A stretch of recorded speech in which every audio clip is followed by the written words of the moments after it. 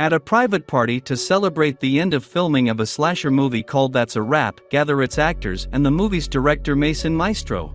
The narcissistic and self-centered Maestro is convinced he's made the best movie of his life, but the producer is furious. He expected an auteur drama, not a silly horror flick.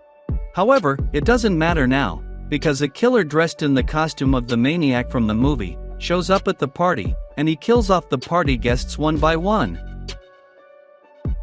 You're unlikely to have heard director Marcel Walz's name before, but he's been working in the horror genre for nearly 2 decades and has made 20-plus films in that time. The vast majority of them are independent, low-budget slashers that rarely get above a 4 on IMDb, but 2019's movie Blind, starring Sarah French, did well at smaller genre festivals and even won a few awards. Even though the film's screenwriter, Joe Netter, obviously lifted a lot from the Hong Kong sexploitation thriller 3 Days of a Blind Girl. Having made the obvious conclusion, his next movie Walz made according to the same recipe. It was another slasher Pretty Boy, scripted by the same Joe Netter and all with the same Sarah French in lead role. Immediately after the release of Pretty Boy, these three founded a joint company, Neon Noir. That's a Wrap is this company's debut film, attempting to cross between the spectacularly evocative visuals of Italian giallo, a twisted detective story in the vein of Wes Craven's Scream, and the chatty self-irony of a movies about movies. Apparently, in the latter Walz and Netter were inspired by Tom DiCillo's Living in Oblivion, but in their execution, it's much more like the magnum opus of a very different Tom, the creator of the cult favorite The Room Tommy Wiseau. Cerina Vincent, star of Cabin Fever by Eli Roth, is declared in the lead role, but she is actually present only in the opening scene, and the central roles are given to the same Sarah French and the star of erotic thrillers of the 90s Monique Parent.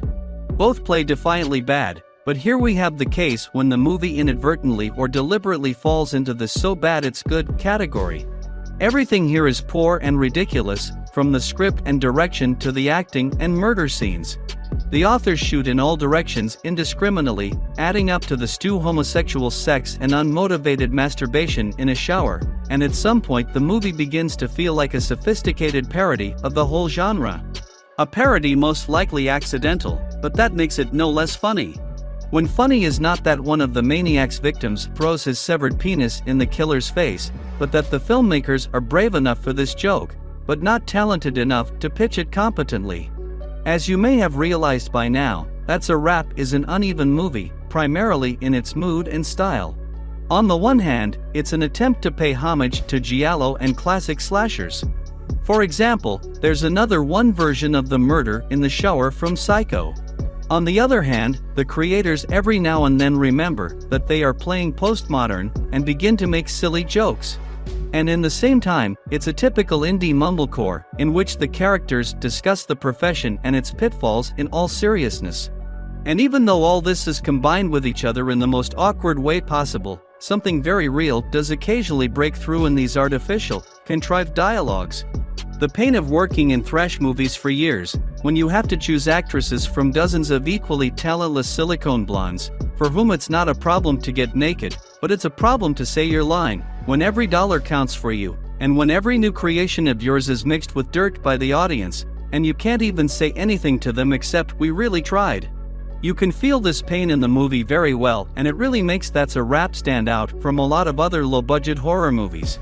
And it makes you feel for the creators of this movie, if not respect, but at least sympathy.